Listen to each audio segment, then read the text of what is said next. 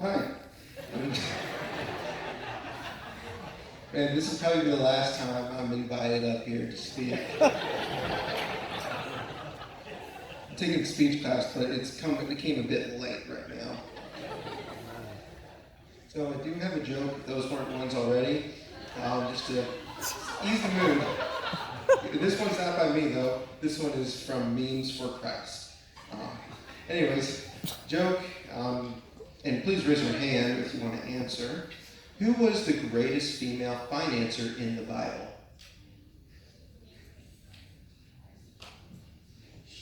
Okay, it was the Pharaoh's daughter, because she went down to the bank of the Nile and drew out a profit.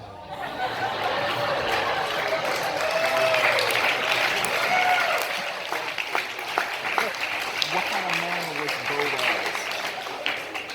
Straight up ruthless.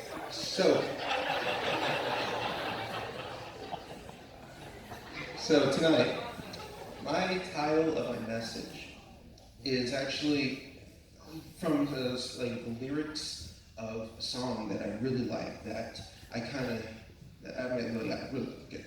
And the title is "We Are the Change, We Are the Chains That Hold Us." So, music for me, it's not like, I like a different kind of music. I like Christian rock and stuff, loud Christian music.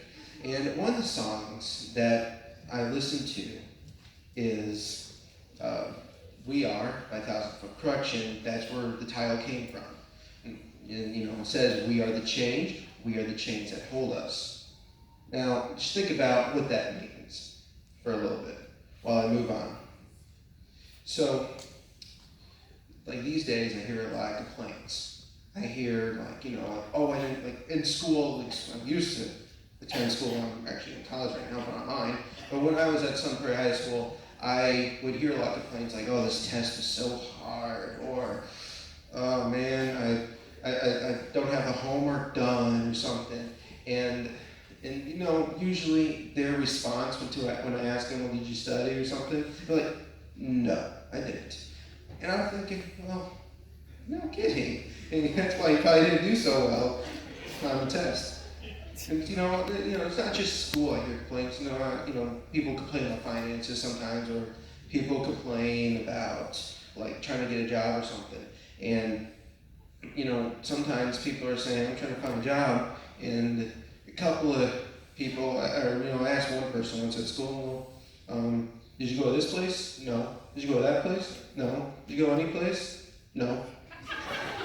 And I was just like, seriously, or something really? So, it's just they're when we don't study, when we don't try to actually look, find a job or something, we are holding ourselves down. We are making our own chains for ourselves. Mm-hmm. Sometimes, you might hear someone say, "Man, I wish we had a breakthrough." Well, my question to you is, are you doing anything about it? Yeah. Are you being the change in someone's life? I would like to go to the Bible, to Exodus 6:6. This is where Moses is, talking to God, and God's like, he's trying to get, Moses to go tell the people to go free them, or it says that, or he's trying to tell Moses that God's going to go free them. And the verse says, "Wherefore say unto the children of Israel, I am the Lord, and I will bring you out from under the burdens of the Egyptians, and I will rid you out of their bondage, and I will redeem you with a stretched out arm, and with great judgments." Now here, this is a promise that God is giving to Moses. And one thing I kind of knew already, but never really dwelt much thought on until senior camp this year, was when the preachers were saying God gives promises, but it's our duty to act upon them. And you might be wondering, why isn't God answering a promise? Are you doing what it takes to get that promise? Good.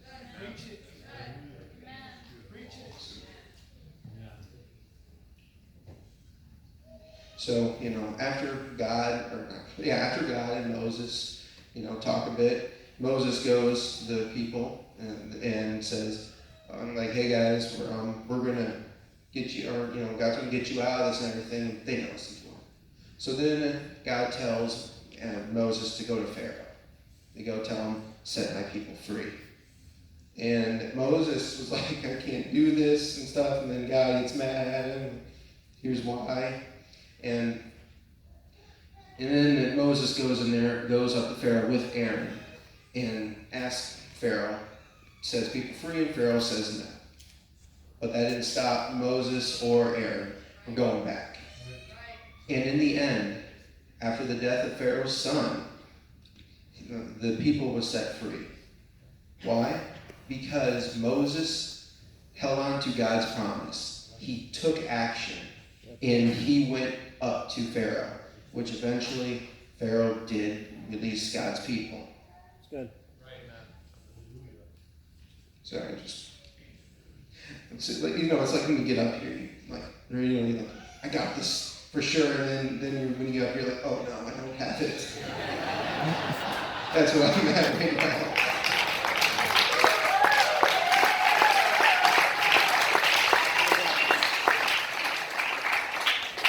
Now, there are people in this church, many people in this church, who are being the change. Like, for instance, our pastor and senior pastor, they are being the change. Mm-hmm. Or pastor and bishop, sorry. We got James and Rachel Novak. They're doing it. Jeff Merkus. There's plenty of other people who are being the change. They are getting involved. They are being hands-on with what they want to see different in the church or in the community.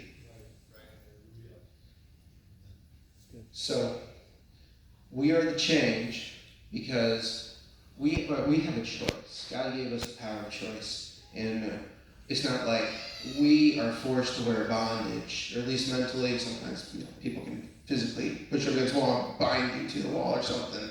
But mentally, we are what we want to do. Mm-hmm. It's our choice. Are we going to chain ourselves to the wall and say, why is this happening? Why doesn't anything happen? Or are we going to not chain ourselves to the wall and say, what can I do? Where can I go? Who can I be an influence to? Or how can I even change myself? Because sometimes it starts with you to change yourself before you can change someone else.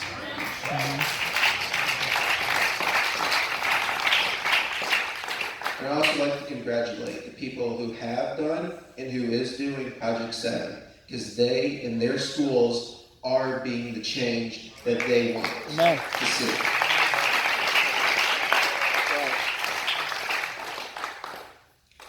And it's just, I guess I'm done.